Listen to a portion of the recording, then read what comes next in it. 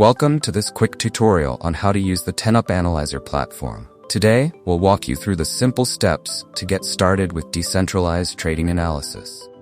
First, head over to analyzer.tenup.io.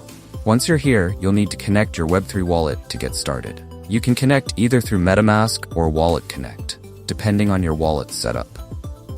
After your wallet is connected, navigate to the Live Rounds tab. Here, you'll see all the available rounds for analysis. Choose any round that you feel confident in analyzing. This is where you can decide to go long or short based on your trading analysis. Once you've made your decision, enter the amount of USDT you'd like to trade with and press Submit.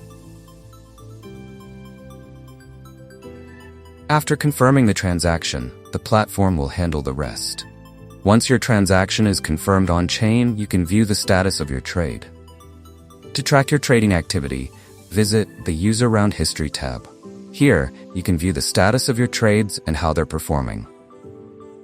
Remember, TenUp Analyzer is a fully decentralized platform, meaning that anyone can view all transactions on the Analyzer smart contract.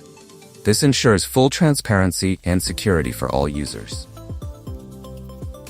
Thanks for watching.